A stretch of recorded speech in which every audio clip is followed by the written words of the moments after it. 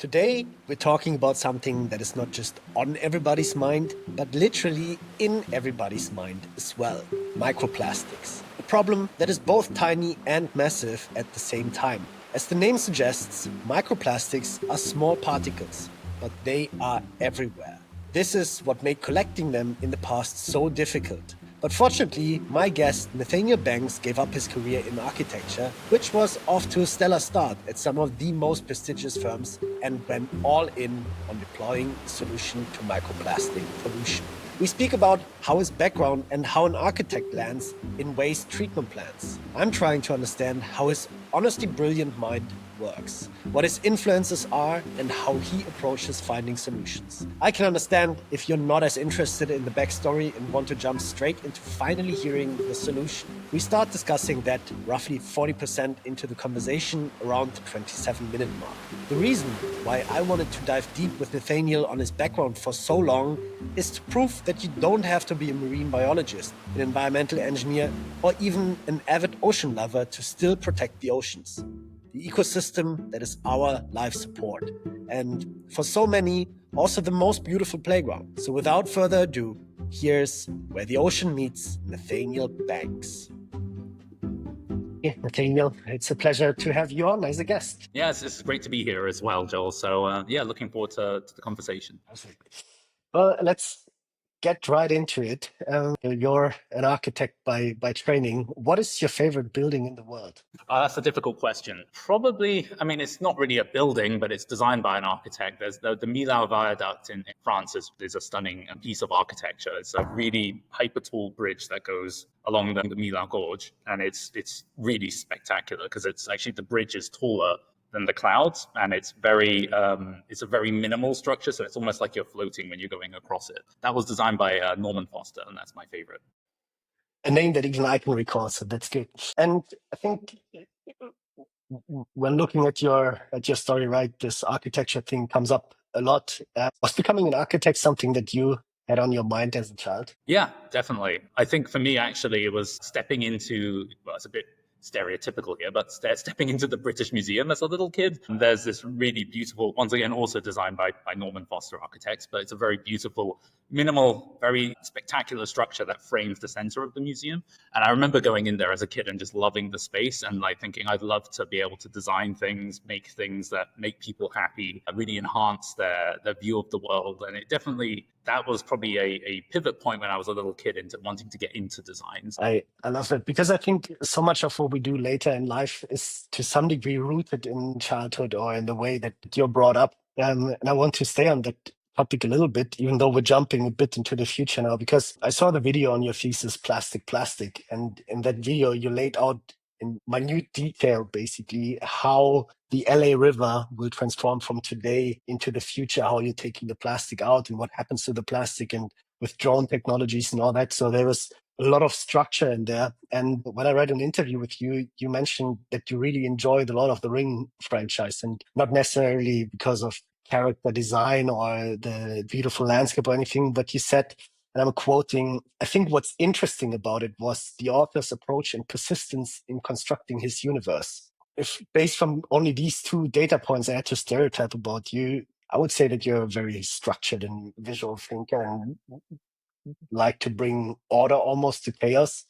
Is that true? That's a challenging question to answer myself. I think other people can probably speak for that better than me. But I'd say that, yeah, in a sense, I like to sort of think more in terms of like when it comes to plastic, for example, or when it comes to my design work, I like to think of it more as a systems approach. So even when it came to design work, there's different types of, for example, in architectural design, you can sort of err more to being more on the purely sort of artistic side, and you can err more to being on the engineering side. I was definitely more so on the engineering side. That doesn't mean that I didn't appreciate the artistic side of design. I think the best design really marries both of them. But for me, like efficient design or like the design I'd like to do is ones where you're able to marry the efficiency and the artistic qualities in a way that the art is functional in a way. So it's not something that's just very frivolous or added on top for aesthetic value, but doesn't serve any other purpose.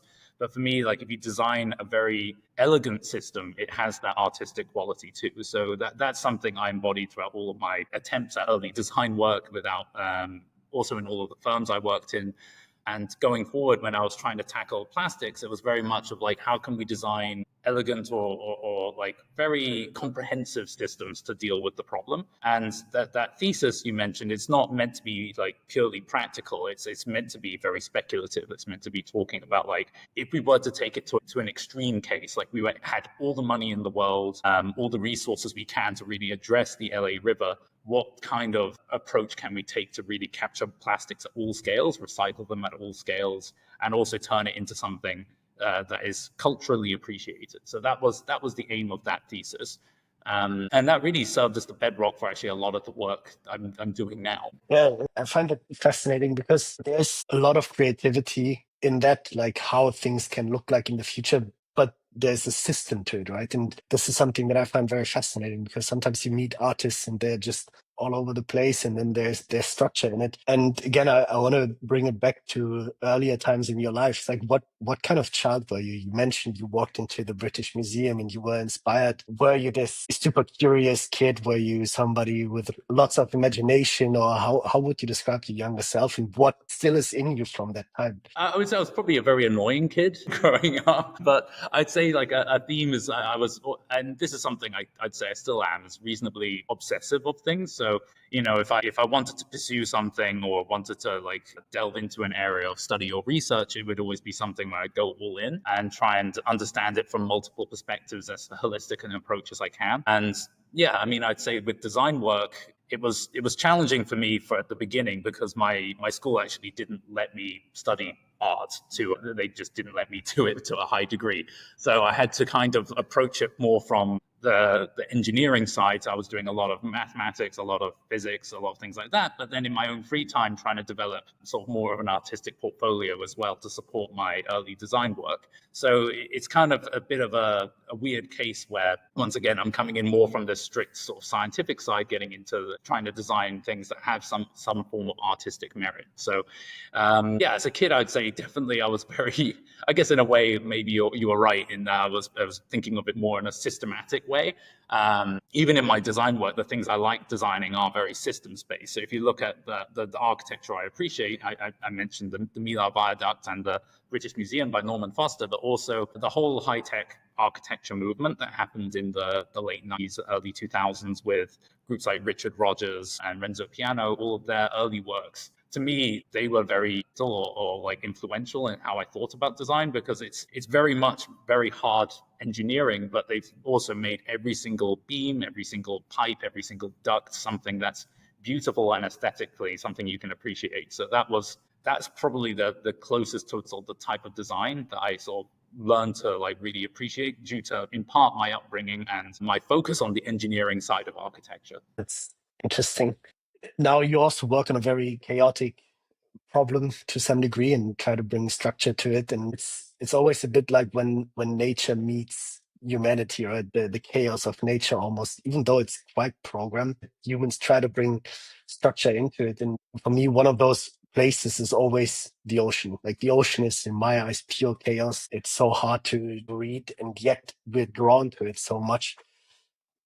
Did the ocean play any role in your life? I mean, I'd say my dad is an avid fisherman, and we'd always go out on the ocean all the time. And it was actually one of the places I was most uncomfortable in as a kid, just because, as you said, it's so chaotic. Like the weather changes, you're always having to, like, everything needs to be maintained. Nothing really goes to plan whenever you're on the ocean.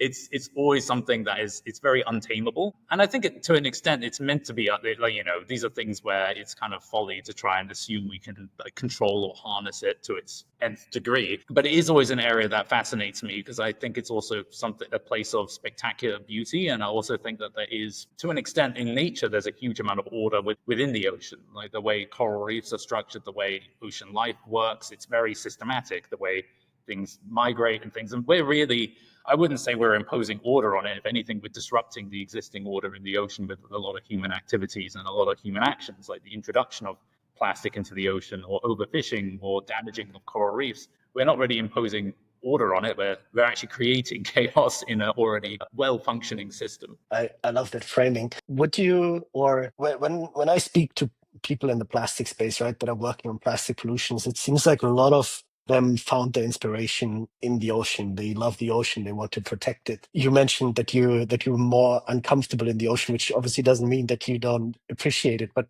did the ocean have anything to do with why you chose plastic as a topic to work on? I mean, I can go into the plastic side of it was actually more from what I could see on land, actually, rather than the ocean. I mean, I was very much aware of like works of things like the ocean cleanup and the Pacific garbage patch is something I was acutely aware of. But it's just, I'd been noticing generally, either on beaches or also just in nature and in cities, huge amounts of plastic that was sort of just, you're seeing it everywhere. It's not only just in our offices and in our homes and everything like that, but also when you're driving along the street, and at least where I am, there's a lot of waste on the side, and I'm always was curious as like, how is that being handled? What's being done about it? I guess sort of tying back to that systematic approach of saying like, what systems can we design to address these things? So that became something of interest to me, because largely in my early architecture career, so when I was doing my like work in practice, like one of the projects we were working on was the super trees in Singapore. I was designing like many of the irrigation and structural systems for those. That was a very beautiful project, and it was something I was very proud of. But at the same time, I was thinking like, well, you've got all these very beautiful, publicly accessible projects where we're doing, nth degree systems designed to make them functional, experiential, something that really benefits the local communities. But there's this entire category of infrastructure, which is very critical for cities to function. Things like waste infrastructure, things like utility design, all of those things. And I don't think we've been, as a society, at least in the last 100 years, for the most part, thinking about it in a way of how are these things impacting the environment? How are we managing them? How are they being optimized?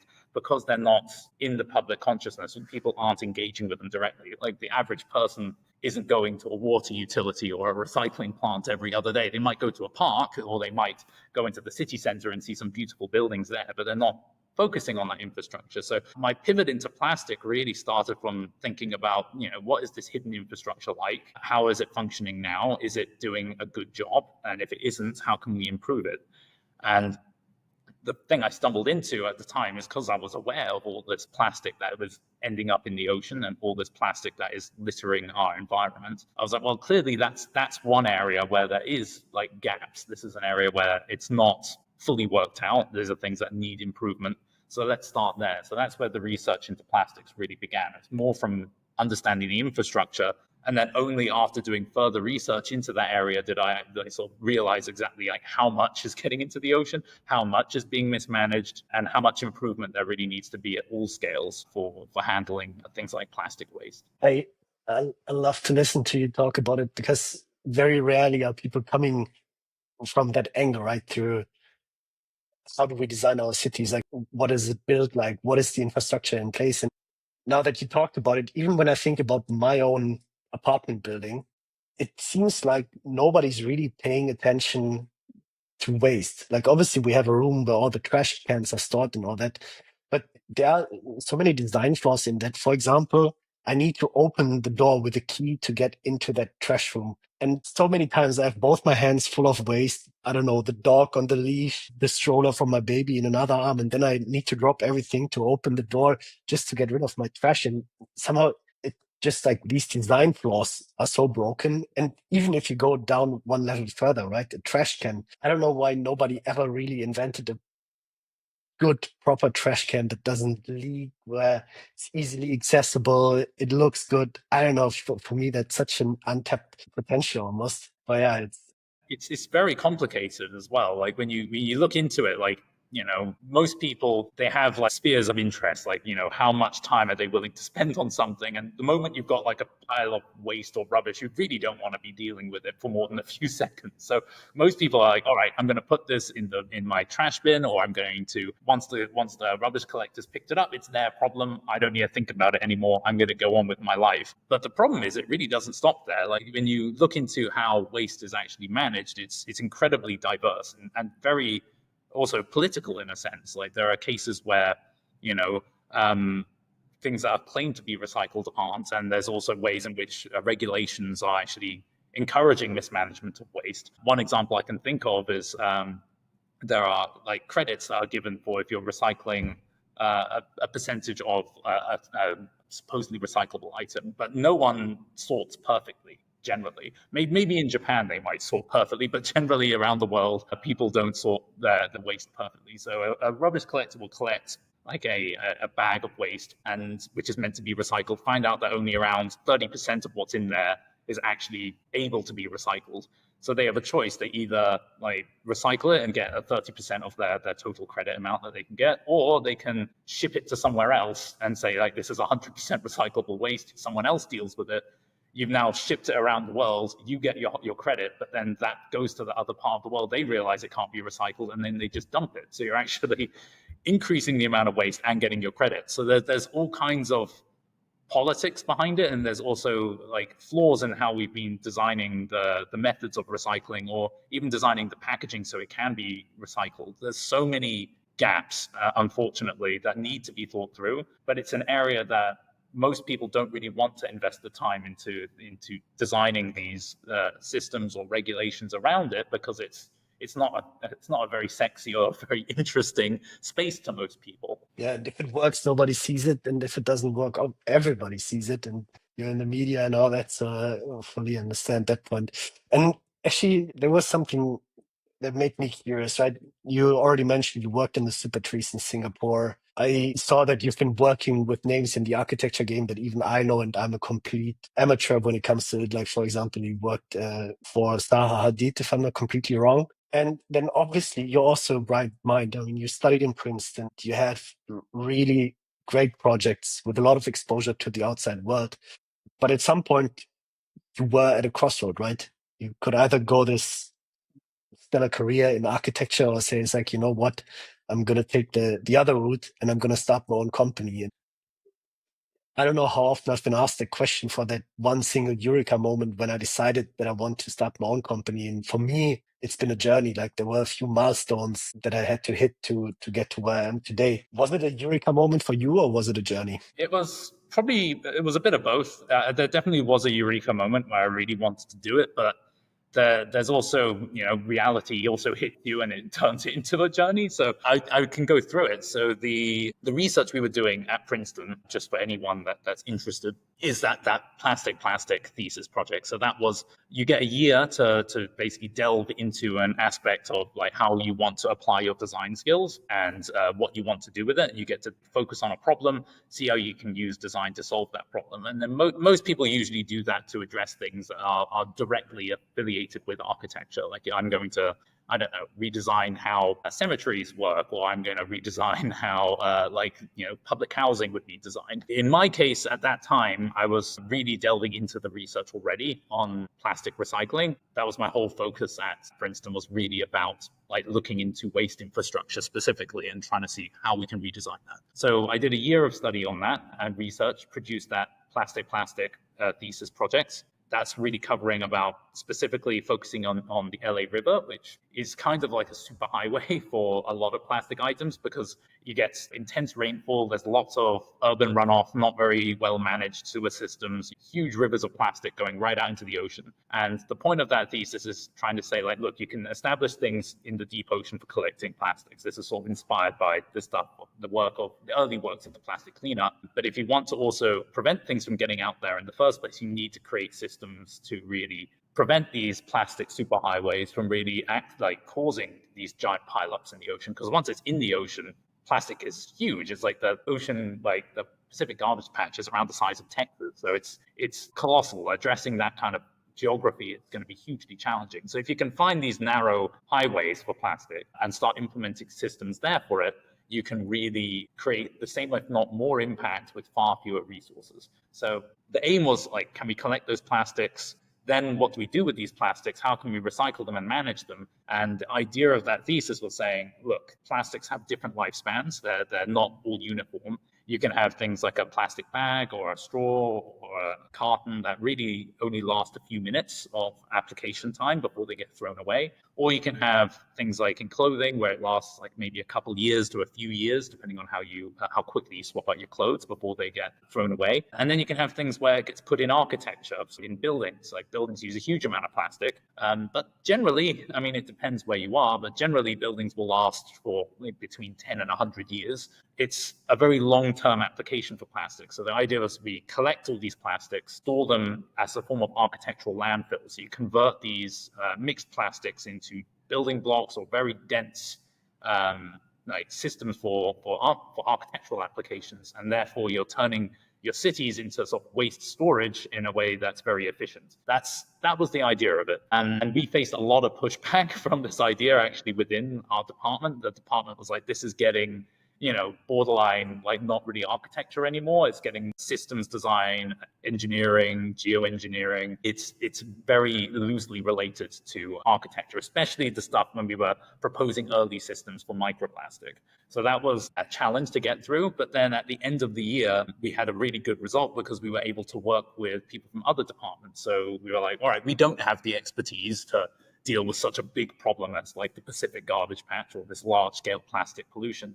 But we're in a very, we're in Princeton. It's full of very smart people with loads of expertise. Let's see if we can talk to other people from departments of like chemistry, departments of engineering, all these different groups to see what they think about what they would propose. And the actual thesis ended up being a combination of the ideas of all of those experts from different fields about how you can implement different systems to address waste at different scales. And that's what was really interesting to me. It was very different from my experience in architecture before, where you'll have like a client with a strong vision, you'd propose a design, and if they agree with it or not, that will dictate where it goes. This thing was very much more collaborative, where 5, 6 different people with very different expertise all trying to work together on solving a similar problem, but from different perspectives. And that created a very holistic and very fun solution for me. So that was my... Just opening up one parenthesis here, isn't that what architects also do? It's like this cross...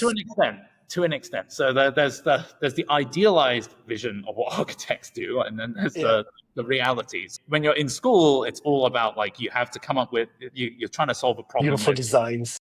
Beautiful designs that are, once again, very effective as well. You work together very holistically, collaboratively, either with your teammates if you're doing a group project, or with the clients and with other experts to build something. The reality can be quite different, where it's very iterative. So you propose like 5, 10 different options. Usually the way it works in industry is you have an option you really want to do, and you put all your effort into that, and you make 5, 6 other options really quickly, like saying these are ones that we don't want the client to focus on. We have this one idea we want to do, and then you present them all, and usually the client picks the one you really don't want them to do. Like you have a beautiful design that you're really happy with and you've worked really hard on, and they're like, no, I want this one. And then quite often the project goes a completely different direction than you expect. And sometimes that's not a bad thing. Sometimes it ends up producing something that's more interesting, but it's not as collaborative of approach that at least that what I was expecting going into architectural design. It's very much either you get along with your clients and you work together to develop something,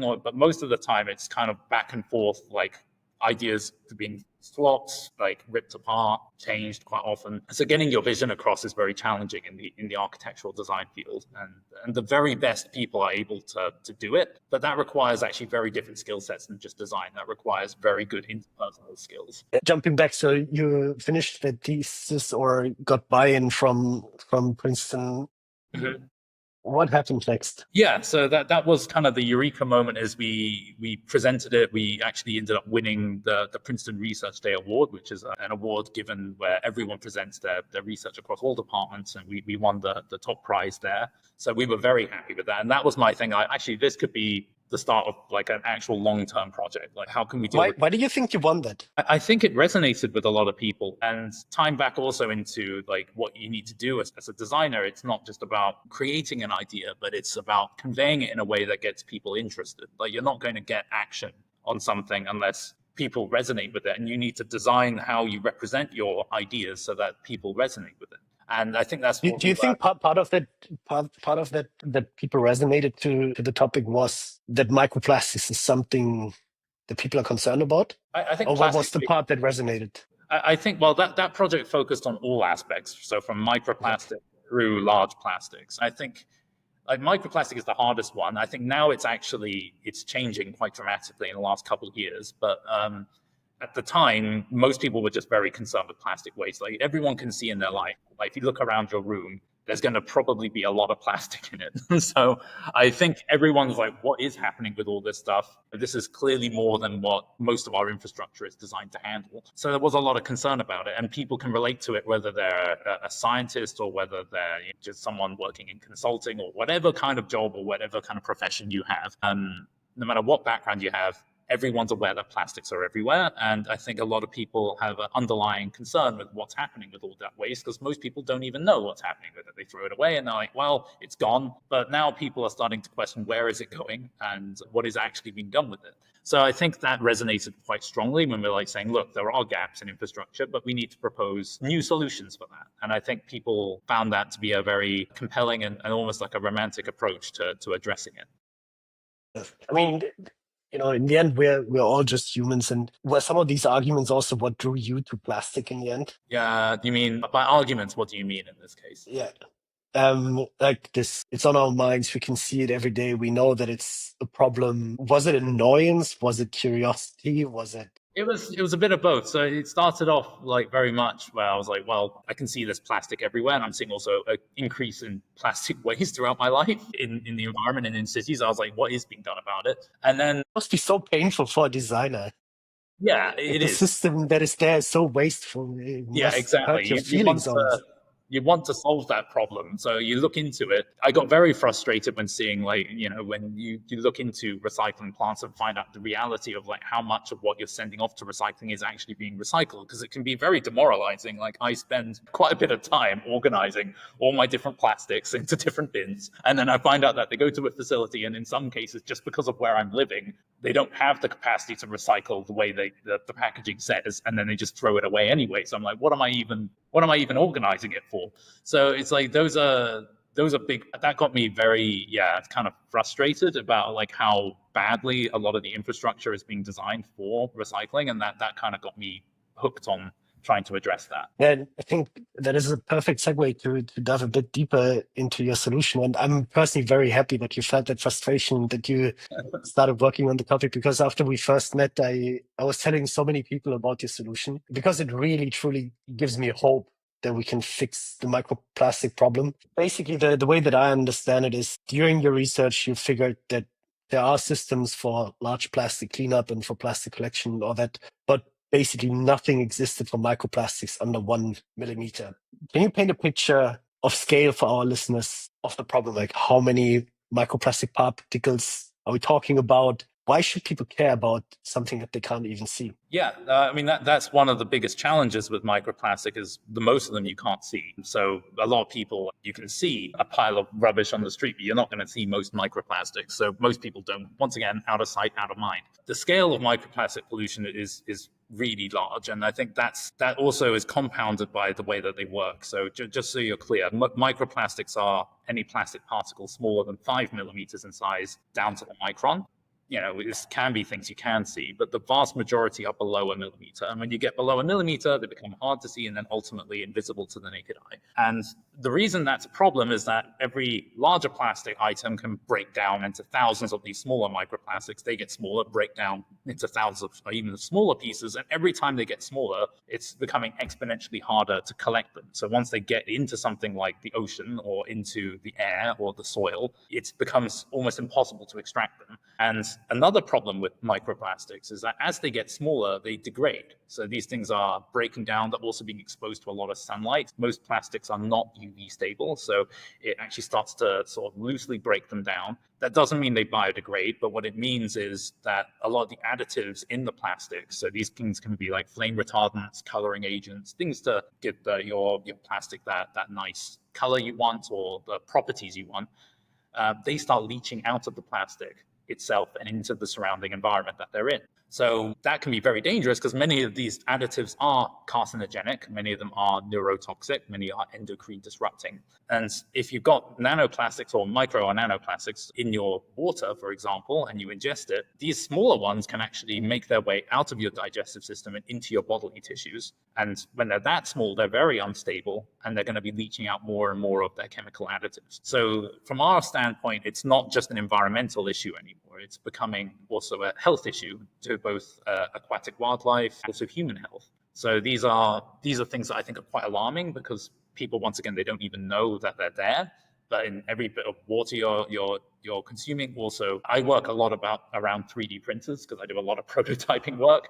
I can smell plastic in the air. And when you can smell plastic, you're actually inhaling small amounts of plastic every day. So I'm now having to wear like a respirator whenever I go into my prototyping space because of that. It's like things where creating safeguards to the smaller microplastics is incredibly challenging, and the health effects associated with them are more severe than with larger plastics. So it's a double-edged sword. But in terms of the quantity, it's even that's really hard to measure because 2 millimeter microplastic could be the equivalent of 1,000 or multiple thousands of micron-sized microplastics. So it could be, depending on how you measure it, it's trillions or even more microplastics that are being emitted into the environment each year. So yeah, it's a huge problem. And I don't think that you can create like a 100% catch-all solution to it. It's just too big of a problem. But that doesn't mean that we shouldn't be putting in simple measures to really start recovering the ones that we can recover and reducing the amount of microplastics that are entering the environment from the beginning. I think by now it's also faster to say which organs scientists haven't found plastics in. I think we have it in our guts, we have it in our blood, we have it in our brain. We found it in placenta, we found it in newborns, basically. It's everywhere. It's in mountain lakes, it's in every single river. We found it in the Arctic. It just spreads with the water cycle of the world also. So yeah, it can be quite daunting to find a solution. But you found a solution to it, right? I'm not saying the solution, but a solution. And the way that I understand, you turn to nature to see how to remove plastic or microplastic. Tell me more about that. Yeah, so this started with that plastic thesis. But within that, we were like trying to look into microplastics. And one of the things we wanted to do is find out, like, one, where are microplastics sort of ending up in the environment? So we were looking into a bunch of research studies, once again, with people from other departments at Princeton, sort of looking into in like aquatic environments where they end up. And one thing we noticed is that there were several aquatic plants that were adhering an awful lot of microplastics on their roots. So these are like floating plants that are in like lakes, reservoirs, rivers. And on their roots, they were getting huge quantities of very small microplastics. So these are sub-millimeter microplastics on them. And we wanted to know why. We were like, why is that? Is it, these plastics have an affinity to this plant? What is the reason? And so we looked under a microscope and we analyzed, what are these plant roots made of? And what they had a sort of hydrogel on the outside of their root. And it's called a mucilage. So it's not a very nice term, but it's kind of like a plant mucus that they put around their roots. Those are designed to capture like minerals from water. So they're really designed to allow the plant to get as many nutrients out of the water that they're sitting in because they don't have soil. But what we found is that this mucilage was very, very hydrophobic and slightly porous. And the plastics that were sticking to it were also hydrophobic. So if you have two hydrophobic substances, this means that both of these substances want to reduce their contact area with water. If you put them near each other, they'll passively just stick to one another. And the structure of that gel was also sticky enough that once it stuck, it remained adhered. And that led to an entire coating of microplastic on these roots. And then on top of that, once it's fully coated, those plastics formed a new surface for more plastics to stick to. So you were getting very high capacity. So these things were adhering thousands and thousands and thousands of microplastics to these roots. So our first idea, because I'm not, a scientist or chemical engineer by training, I didn't think let's just make our own synthesized version of this thing. I was just, all right, But let's. you saw a system. You saw a Yeah, system that works for a problem, basically, even yeah. though it unintended. But the plan was originally like, let's just get loads of these plants and use those to capture microplastic. But then we talked with people about it and we're like, well, that won't work because these plants are very specific to this environment. If you move it elsewhere, that's an invasive species. 2, if you put them in very contaminated environments, these plants will just die. And then 3, these things are quite often found in certain wetlands and a lot of habitats form around it. You'll be forming natural habitats right where the microplastic is being gathered, which is also not good. So that's what led us ultimately to thinking, all right, let's work with people to see like what are the properties of this material? Can we make our own material that functions in a very similar way? Did you start with coconut fiber? Yeah, that was a good and bad start. So when we started with it, like we're like, all right, we're trying to create like a very how it works is it's not just the hydrophobic interactions, but also the root morphology. So these roots are very fibrous structured things, and we're like, what can we have that has these fibrous structures? And coconut fiber is a very easy, very affordable method to do that. The issue with coconut fiber, as I'm sure many people who are familiar with it would explain, is that it's very good for bacteria to build on. So if you place coconut fiber in water for a prolonged period of time, it becomes a goopy mess within just a few hours. So we started with that. And in the lab tests, it was doing great. Like it was capturing all kinds of microplastic because it adopted very similar properties to these plant roots. But if you kept it in the water for more than just a couple hours at a time, it failed because it clogged up completely. So we were like, all right, that was a good first test, but we need to quickly optimize what we're making. So then the next step was we were developing a coating that went on this coconut fiber. So we created a coating similar to that mucilage to go on that coconut fiber. That worked very well for a few days, but then the issue is that that coating like rubbed off and fell off of the fibers. So we're like, okay, we need to iterate again. And it was actually quite similar in some ways to the design process where, you have to develop 20 different options, test them all quickly, and then you see what's working, quickly jump onto the one that's working and go again and again and again. And it was around 2 years of us just going back and forth on different iterations very fast. And I think that led to us quickly understanding exactly the properties that are working for capturing microplastic and also coming up with something that has that longevity, something that you can keep in the water for potentially months. And we're trying to push that to years before it needs to be replaced and captures microplastics consistently. You did that for 2 years. Yeah, it was 2 years of back and forth lab work, which honestly for lab research, that's pretty quick. Okay, so that's outside of my world. Because I was about to ask you, like, what kept you sane during these 2 years? If you see, Well, I think if it's not that long for a scientist. it was incremental progress. So I think the way it works in the research field is you can do it for 10, 20 years, optimizing it to be perfect. I think I came in from a different background, so I wanted things done very quickly and testable. So when we worked with scientists who were from that research background, they were super rigorous, super methodical, and then we had to come in and say like, all right, this thing collects currently 25% of microplastics in the lab. That's not what we want, but that's good enough for us to test. Does it replicate those effects in the field? So we did small field tests at the same time as we were developing it. And then we realized like, all right, it's collecting 25% in the lab. In the field, it does it for like 2 minutes and then it drops to 0 because we have other problems, like this thing's collecting other things. We need to actually redesign that aspect at the same time. It was obviously, I think the scientists on our team probably hate me because of all the complications to their protocols that we introduced. But it led to us actually going through the research a lot faster than we were expecting. I think we're now getting around 98, 99% consistent removal, both in the lab and in the field. So with that, we're like, just seeing the improvement week on week on week, where we're like testing like strain like 286 this time, we're testing it, and then we're getting, a 1 or 2% improvement. Just seeing that happen and then saying, all right, let's test the next one and seeing if that gets better.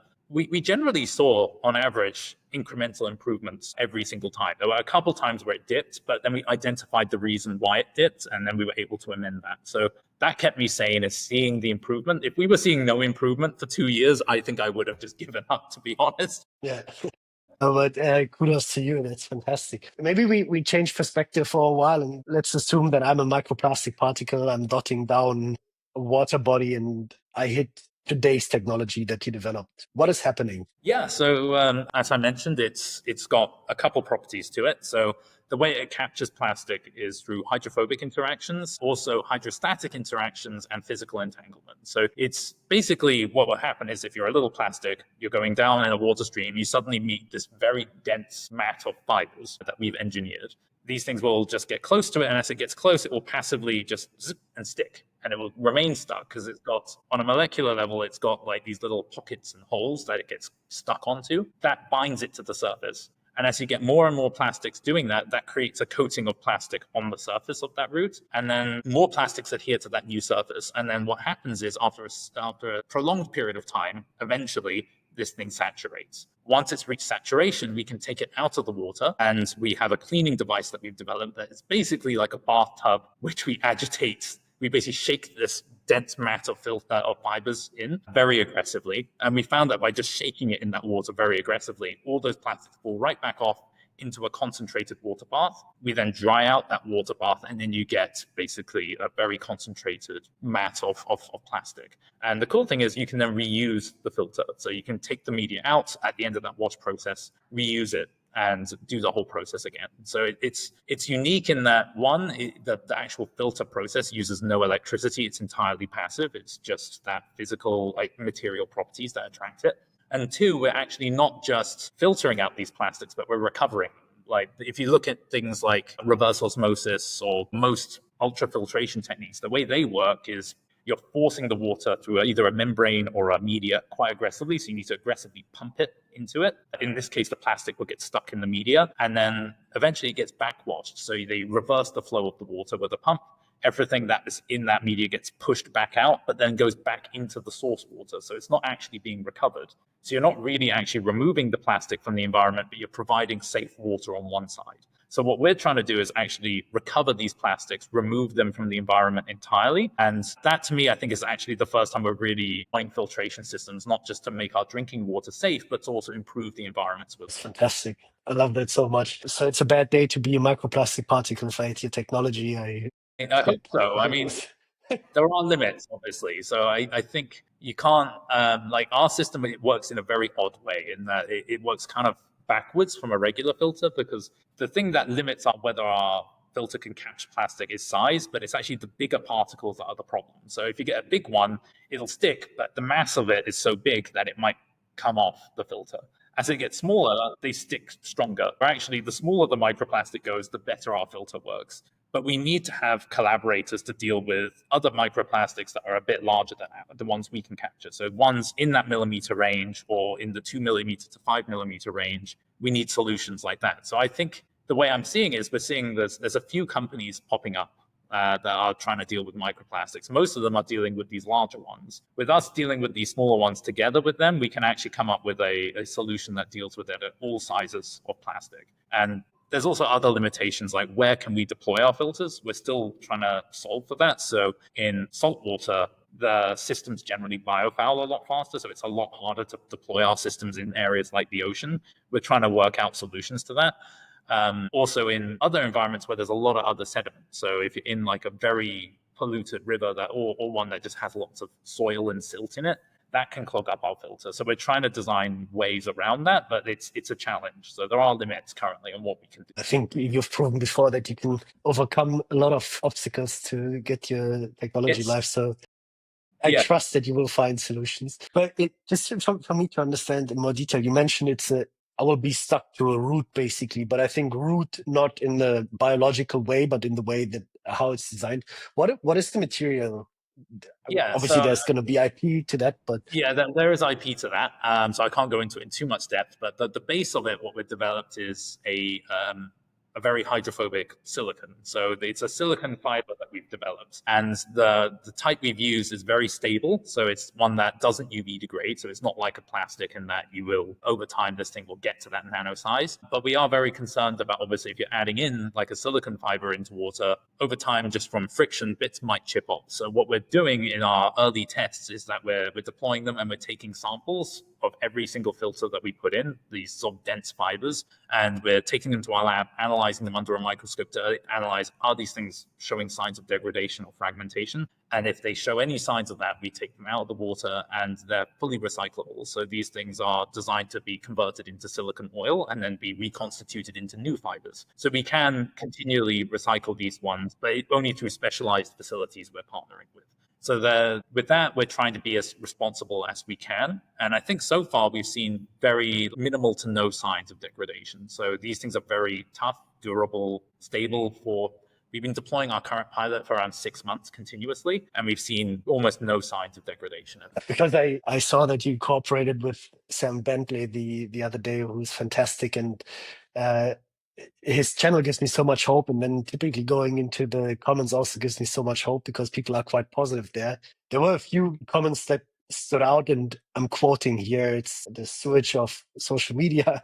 The comment was, so it's a form of plastic that pulls plastic out of water. That sounds like a bunch of.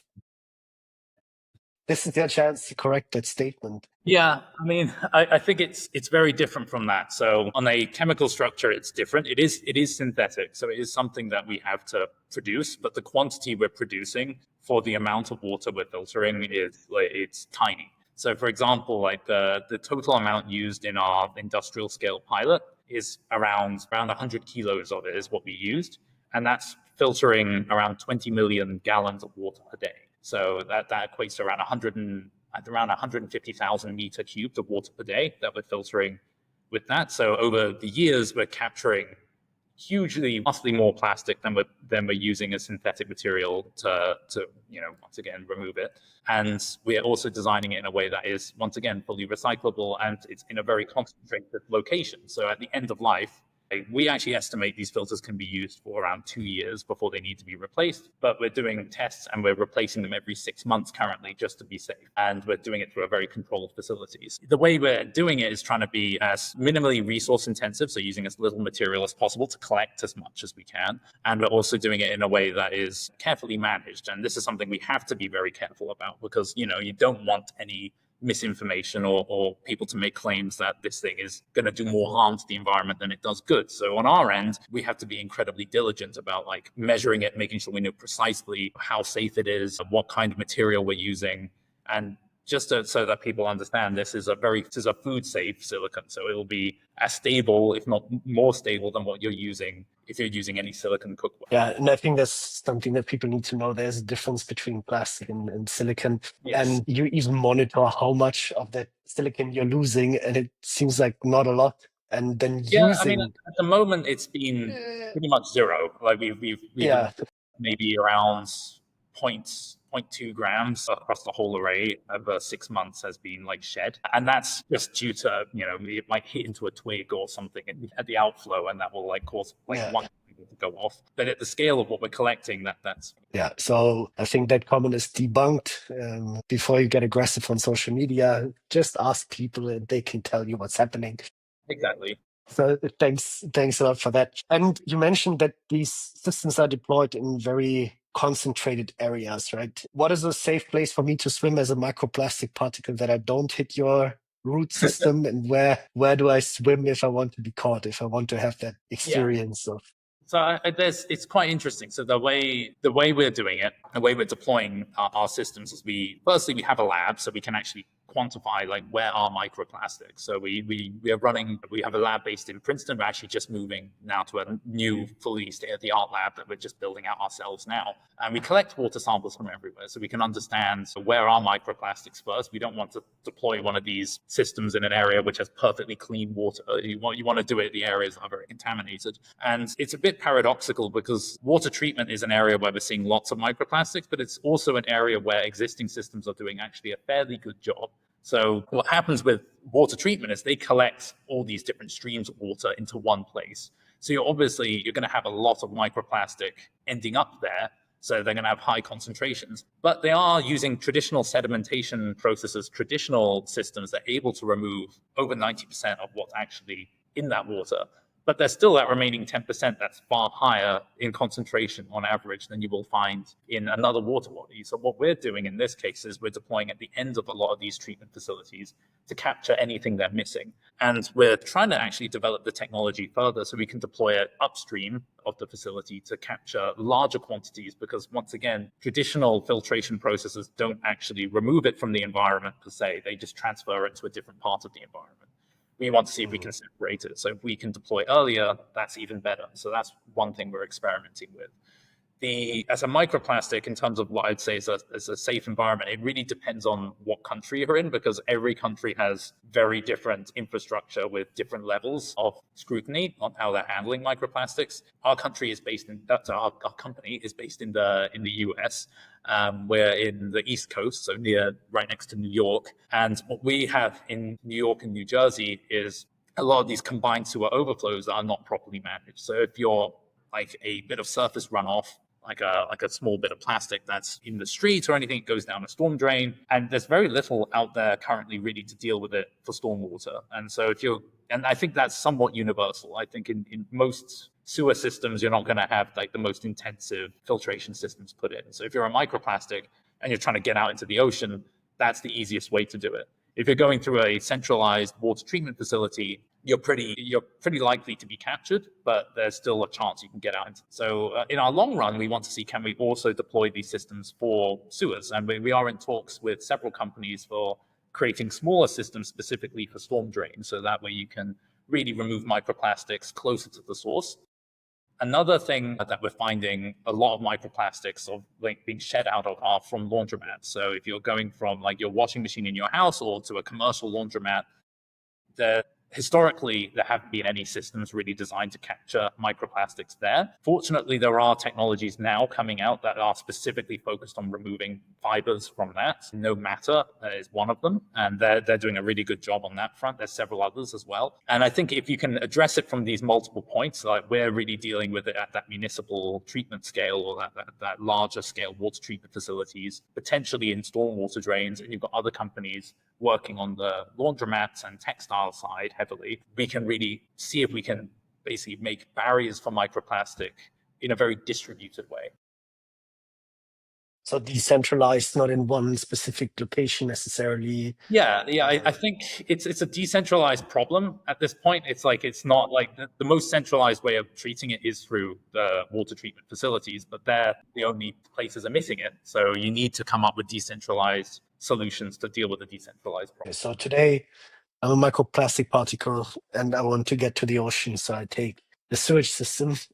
What have I been before that? Where's microplastic coming from? That's complicated. So the whole field is complicated, but microplastics come from a variety of sources. In our studies, we're finding a huge amount from clothing fibers specifically, and that's because clothing fibers are more loose. They're not like bound together. Like if you see like a harder item made of plastic, it's not going to shed as much as a clothing item that's made of these loose fibers. So they're a huge source of microplastic. There are microplastics that are designed to be at the scale of a microplastic from the beginning. So you can get pellets or nurdles, things like that. They're used in creation of products. They're these like little pellets of plastic. Those are already technically microplastics by definition. And then you get things where just regular erosion and UV degradation of plastic items just causes them to start shedding. And you can quite often see, especially in areas which are exposed to high levels of sunlight and also rainfall, if you have plastics left outdoors, they start to shed their dye, they sort of start bleach, and then you get to see them starting to crack and flake and fragment. That's microplastics being produced. So it's from a variety of different sources. Because I saw some other comments that are then going towards, okay, now you're pulling that microplastic out of the water. What happens next? And I personally am not a big fan of this question because it puts the burden of explaining that entire problem on the people that develop technology to remove it. And you're not necessarily waste managers, right? Maybe a quick excursion, like the main issue behind plastic pollution and behind plastics in general is there are so many different formulas in packaging, so many different additives being used for different use cases. So sorting that plastic is incredibly difficult that you can produce something of the same quality again.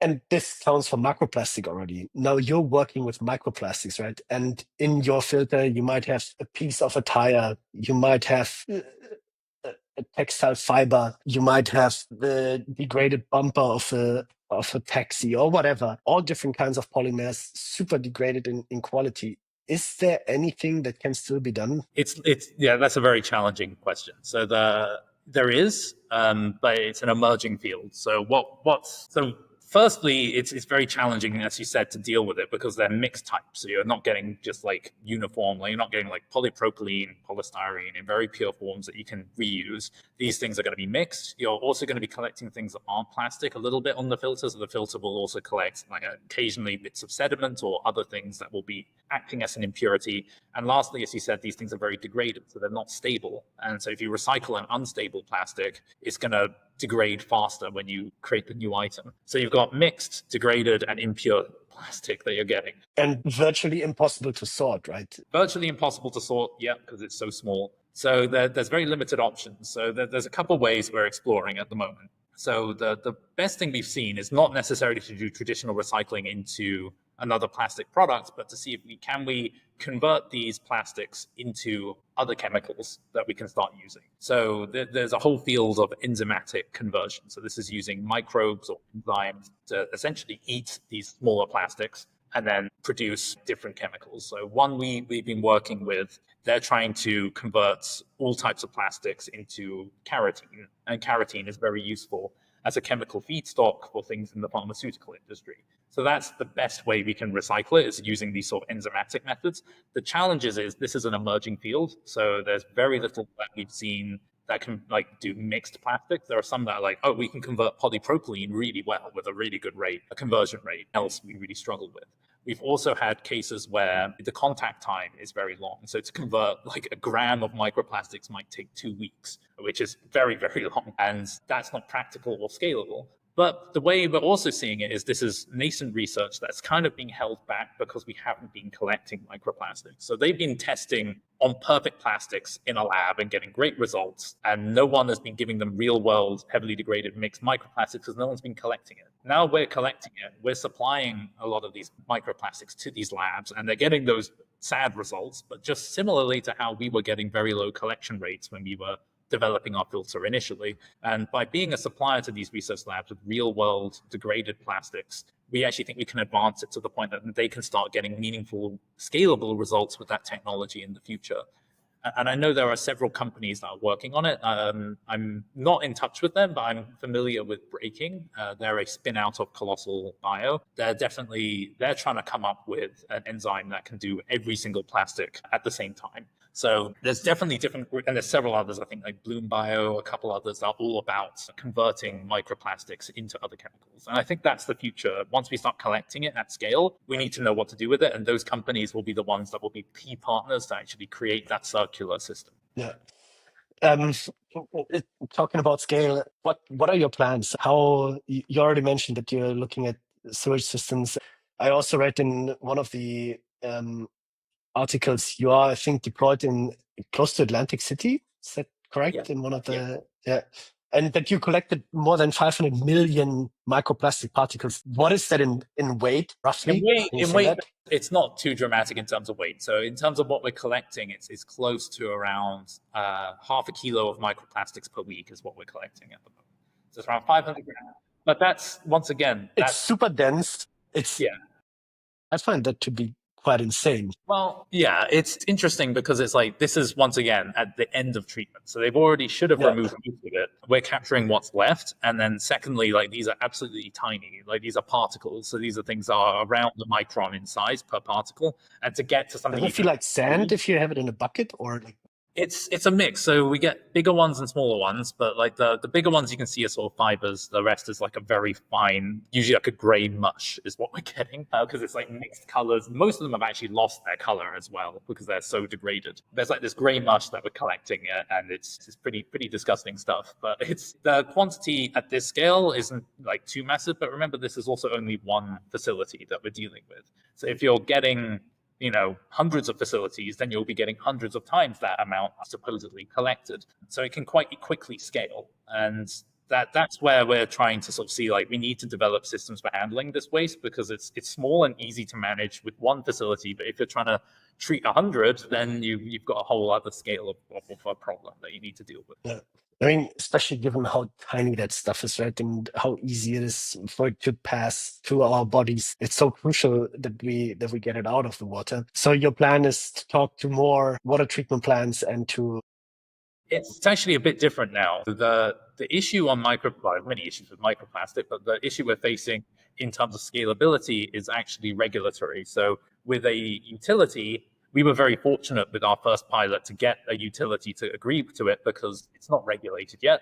Most don't have to pay for anything. So very few facilities would actually want to be proactive. We were working with Atlantic County Utilities Authority, who are really, really nice to work with. They agreed to the idea immediately and have been super supportive and actually helped us develop the technology for the application. So they've been great to work with. But an average utility, if you approach them saying, hey, I have a microplastic solution, they will basically shut the door in your face, because they don't want to deal with another contaminant. They've already got their hands full with enough things they have to deal with, and they don't have to pay for something. So what we're finding actually at the moment is we're getting approached by a lot of private industries recently that are interested in deploying this technology early. So several big apparel companies, so once again in that textile space, because they're trying to deal with the very small microplastics now in their dyeing and processing plants. They're saying, all right, we're putting in systems and we're piloting systems for these larger microplastics. Can we also add something for these very small ones? So they're really interested, and they're being pushed on the regulatory side by the EU. So the EU has actually introduced regulations on removing microfibers from laundromats, and that really ties into that whole market sector growing hugely. But laundromat can also apply to industrial dyeing and processing facilities as well. And all these companies have their operations mostly in Asia, but even so, they have to still report to their European bases about what their emissions are and what they're doing to remove microfibers. So rightfully so. so they have an urgency. So we're actually getting into a few partnerships to pilot our technology in that sector. There's also in decentralized drinking water suppliers. So there's a whole new type of water treatment systems that are coming out, especially in areas with minimal infrastructure, which are these kind of like shipping containers that treat your water. They take source water from anywhere, whether it's like a river or a hose pipe or whatever. They run it through their system, and then you get really good quality drinking water in a really tiny facility. These are like more forward-thinking groups, because they're running it almost like as a startup, where they're trying to pilot these things, scale them up quickly, and show that they're implementing as cutting edge technology as they can. They want to implement our technology to capture microplastics in those smaller facilities too. That's a really interesting scalability option, because we don't need to make as big of a system as we would for like a municipal treatment plant, but you could get 40, 50 deployments in a year. So that's a lot quicker for us to scale. Fantastic. I think mechanical recycling plants would be another one. The wash water from Yeah, we got contacted by a recycling plant in Japan that wants to pilot our technology as well. Theirs is more challenging because they've got a lot of sediments in their water, but our early tests are showing really promising data actually that we can separate the plastic from the sediment. I think you already mentioned it at the beginning of the conversation, right? This is a non-partisan topic. Yeah. It's not about saving a turtle or saving a coral reef. Like wherever you stand on the political spectrum, that problem comes back to you. That plastic sits in your brain. It's making your reproductive systems work less well. It gives you stomach ache. It's on you, like it's intoxicating you. If we need better regulation, I think the call to action can only be write to your local politicians that you want microplastic filtration in the system. Or is there anything else that you can think of? Yeah, I mean, at the moment it's complicated because there's a push at the moment for understanding like how dangerous are microplastics, as well as like how much of them are there in the environment. And we're getting more and more studies each year showing that they're depositing in our bodies. They're not things that just go through you and don't stay. And we're also finding that concentrations in the environment are going up and up and up dramatically. But it looks to me like on the regulatory side, it's going slower than I'd have liked, because I think that it's going to be a long period of study. I can understand for making sure you're 100% certain about the risks and extent of microplastic pollution before imposing regulation. But my worry is that we don't have systems that are ready to go once regulation starts coming out. Like you don't want to be in a situation where like, all right, we now know that these things are killing people and these things are everywhere. Let's start the 10 or 20-year process of developing new systems to deal with it. You want to basically have these systems ready to go. So that's why I'm really happy with these private partnerships before regulation, is that it allows us to sort of really get a grasp on how effective we can make this technology, so that if regulation does come through, we can basically say, all right, we're good to go. We can deploy these things this year. We can start implementing safety solutions this year. And as you said, it's not a partisan issue. It's a health issue. This is not something where whether you believe in the effects of climate change or the extent of plastic pollution, it's just realistically, if these are in your body, do you want these things in your body realistically? Yeah, exactly. It's like Going in better safe than sorry, I think. Yeah. Yeah. Absolutely. So again, the more I speak to you, the more hope I have. I think you have incredible stamina to fix the problem. And we're also close to wrapping up, but I always like to end on a quick rapid fire section. And to start that off, which marine animal, extinct or alive, would you like to have dinner with? Like you don't have the animal for dinner, but you have a dinner conversation with that animal. You can speak the language. Can it include an extinct animal? It can include an extinct animal, yeah. Do the dodo. The dodo, okay, fantastic. In your perspective, which building in the world should be redesigned and rebuilt? Oh, yeah. The Port Authority bus terminal in New York. That it's a disgusting building. That one needs to change right now. I don't know if anyone in your audience is familiar with it, but if you're not familiar with it, you're a fortunate person. Great. You could eliminate one source of microplastic. You have a magic wand. Which would it be? I would actually say car tires, because although we're finding more in the clothing emissions, car tires are a lot harder to manage, because with the emissions from clothing are mostly from your washing machine. Emissions from your car are all along the roads. So getting rid of that's a lot more challenging. Complete the sentence. Being on the Forbes 30 under 30 list feels underwhelming. I thought it was going to change my life, and then the days just continued the way they were before. I hope it doesn't get you into prison. Last question. You get to implement your technology in one place in the world, like with a snap of the finger. Where would that be? It's difficult. Probably say China, actually, in terms of the opportunity, in terms of the number of facilities that would benefit from it would be huge, but that would be a dream, realistically, because that's very, very challenging to get into. I'm keeping my fingers crossed. Nathaniel, thanks so much again for giving me so much hope that we can solve this tiny looking problem that is actually making us all sick. Thank you so much. Thank you very much for your time.